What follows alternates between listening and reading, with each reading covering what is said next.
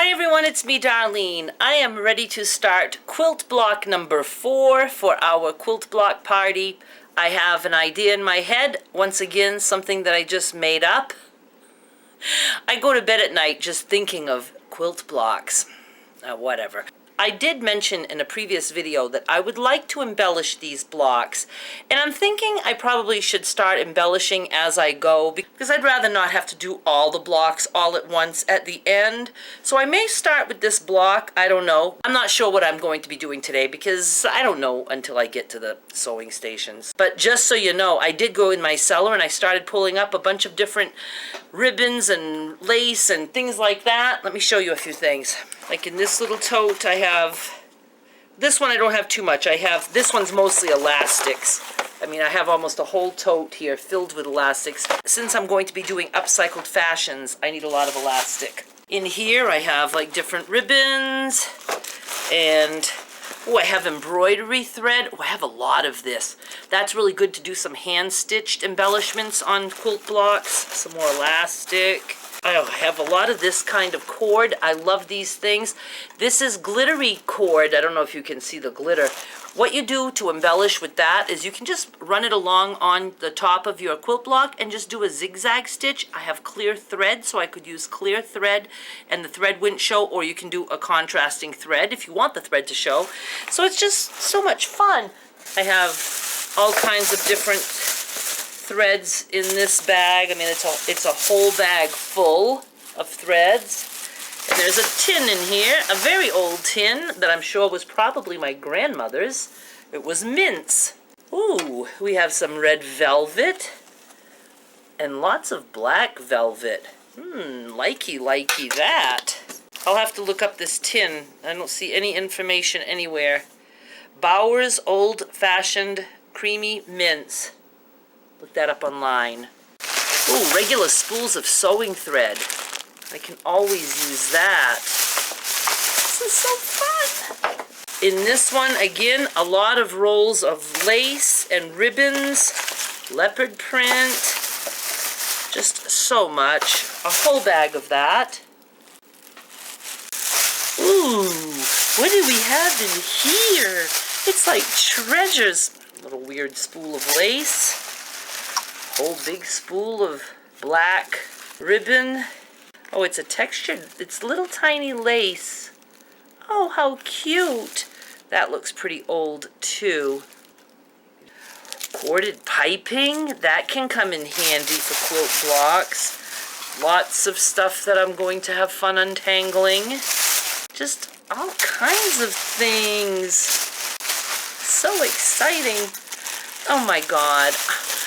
I remember buying these little sun things. This is years ago. I was probably a teenager. It says 10 cents each, but I think they had been on clearance for like a penny each. And I bought like a whole bag full of them. I hope I didn't pay 10 cents each for that. What a waste of money. Some buttons, and I love buttons. A whole bag of those kind of things too. And in here, some more, ooh, look at this pretty zebra ribbon, wide ribbon, all kinds of ribbon. Oh my goodness, cord that I was making. That's right, I can make my own cords and embellish quilt blocks. Ooh, look, nice gold. Oh my gosh, just, it goes on and on. Oh, like a lacy ribbon with beads on it. Whole bag of that. So that's just what I brought up for now. I have big plastic totes down cellar filled with things like this, and I have bags upstairs also filled with things like this. All right, let's just go over to the sewing station and start quilt block number 4. Once again, I am using my almost 13 by 13 inch foundation piece. I always cut it a little bit bigger and then I square it up at the end. This particular block is not going to be as funky. It will be more symmetrical. What I would like to do is have like a piece in the middle, just a square. Then we're going to have a round circle in the center that I'm hoping will end up looking a little bit like a button. I just mentioned that I love buttons. I have some nice buttons right here. I could never have too many buttons in my life. Just love buttons. So I thought the circle piece, in order to make it look like it has buttonholes, I will actually sew 2 buttons onto that circle. Then we're just going to finish off the edges. Let's just get started by cutting the center. And I've decided my center is going to be this print and my button is going to be the blue gingham. I'm trying to put some blue gingham in every block that I make in this set of hopefully 20, just to make it look cohesive. So let's just get started. I cut my block pretty big because I really kind of do want like a big button in the middle. So what I'm going to do before we worry about the circle, I just want to pin, I'm going to pin this down because this is slinky and it's a big piece of fabric. Now I want to put a small narrow border around this piece and I want to use this fabric. I'm going to start by sewing a strip on this side and then I will come back and do this and this. So I have my 2 strips. I'm just going to sew one like this, then I will sew the other one like this. I will press the seams to set, open them up and press, and I'll be right back.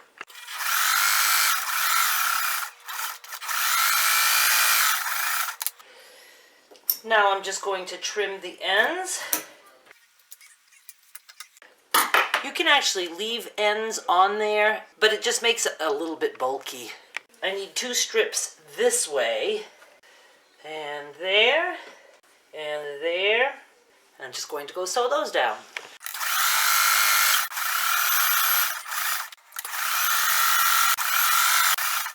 So this is what we have so far.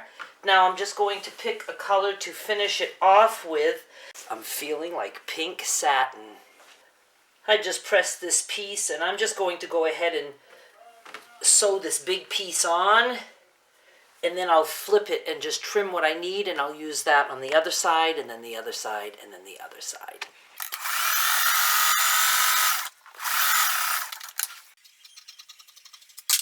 So I have the basic block done. This one was very simple, except that I had very slinky fabrics, made it a little bit harder to sew. Now we need to work on our button in the center. I took a True Whip topping container cover, and I'm actually going to use that as the button pattern. I'm going to trace around it on the fabric that I want, and then I'll be sewing on the inside of that, so it will actually end up being smaller than this, but still big enough. I'm using a folded over piece of fabric. If whatever fabric you are using has a right side and a wrong side, you want to make sure your right sides are together on the inside. I am just going to trace around this with a black Sharpie. I'm not concerned about the line because the line will not be showing. I'll be sewing on the inside of the line. So I'm just going to trace around that. I am going to the machine and I am going to sew on the inside of this black line. Now I will want to be cutting this circle out after I sew it. So I want to make sure I sew about a ½ inch or at least a good quarter of an inch away from the line so I can trim that line off. Just going to sew completely around the entire circle.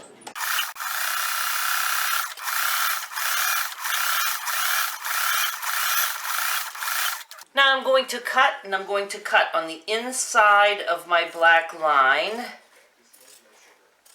I know you can't see, but my stitched line is a generous quarter of an inch away. I just want to cut into that stitched line. I'm going to pull this apart a little bit, and on one side only, make sure you're not cutting through both fabrics. We're going to just cut a little slit so we can stick our scissors in there and make an opening. So I'm just going to turn this, and I'm going to push the edge out as much as possible. And this is going to give us a circle that is fully enclosed without having to hem it. Hemming on a curve is not always the easiest thing. Finger in there again and just go around. Really push that out. And I'm going to press this down. Now you know what I'm going to do? Since this is going to be a button, I'm going to fill this with a little bit of batting. And then when I stitch it down onto the square, it'll give that little edge like a button usually has. You know how a button, has like a rim around it and then it goes down a little bit. And then we'll work on the 2 buttonholes. So let me get some batting. Here's a good way to show you how I use scraps. Where are we? I take pieces like this. I'm going to go to my machine and I'm just going to zigzag stitch over the top of this batting. Sometimes you can like put one on top of the other a little bit. That's probably what I'll do. And then that will give me enough to cut a circle out. Yes, because it just needs to be that big. So I am going to just overlap these 2 a little bit. Now this isn't the best foot for me to use because it's got these like feet sticking out and it gets caught, but I just deal with it. Zigzag. And that's enough. Brand new piece of batting. I'm just going to pin my circle right on the batting and I'm going to trim around it.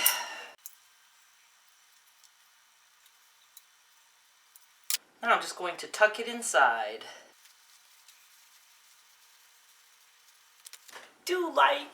Let's bring this back into the equation. That looks good right there. Put a couple of pins. Now I'm just going to go and sew, I don't know, I'll probably line my foot along the edge and just sew all around.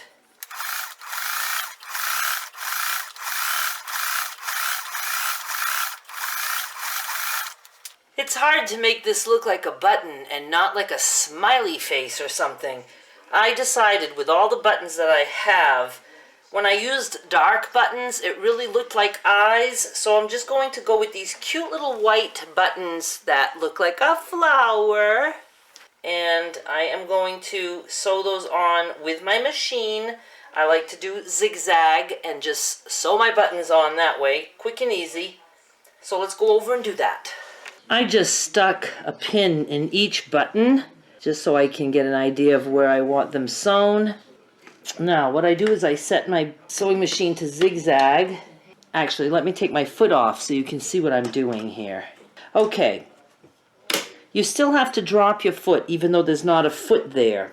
And I just adjust my zigzag so that it will just go in that hole, in the other hole, and I have done this before with just actually using the foot pedal and letting it zip, but right now I'm just doing it by hand. I'm just turning my wheel and I'm going to do that until that's good and secure. That should be good. Now let's go over to this guy. And same thing. Oops, gotta put it down. If you don't put the foot down, even if there's no foot, then it won't catch the bottom thread. So you always have to have the foot down. So see if I want to, let me see if I use the foot pedal. Am I brave enough? See that? That scared me. Okay. Let's square up this block and stitch around.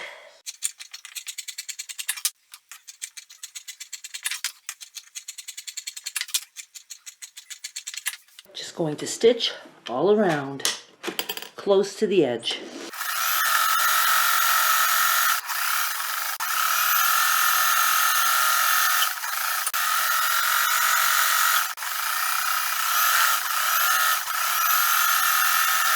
And are you freaking kidding me? Look at this corner.